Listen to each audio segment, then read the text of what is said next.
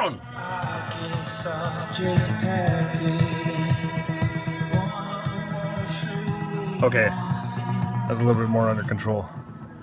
Okay, so that is coming off of my iPhone, and I have that iPhone plugged into this pod balancing amplifier. So this is an unbalanced signal, so it is a signal relative to a ground, and the ground can be in the middle, it can be up, it can be below, depending on how the signal is being carried in the transmission medium.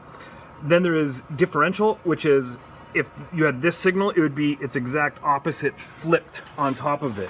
And that's what I use, is I use differential pair. So the signals, they're twisted, and the signals, they're twisted here. So this twists the signals, kind of. And then it goes into these amplifiers. Okay, so these amplifiers are a classic. I shut it off, it's still fading. Now, okay, there, now it's discharged. So there is a lot of capacitance built up to amplify things. So you need capacitance to amplify things.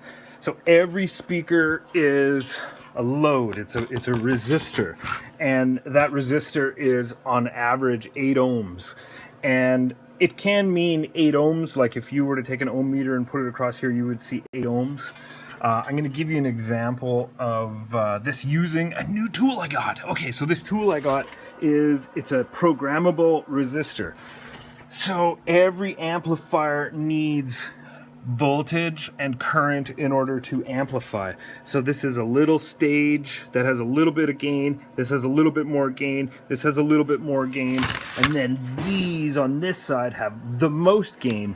So what you have is you have this push-pull between two voltages. So on this one you have 30 volts and negative 30 volts relative to ground. So this transformer gives us 2 voltages. It gets rectified with these rectifiers someplace in here, and then it gets turned into DC, which then gives us this beautiful push-pull transistor power amplifier.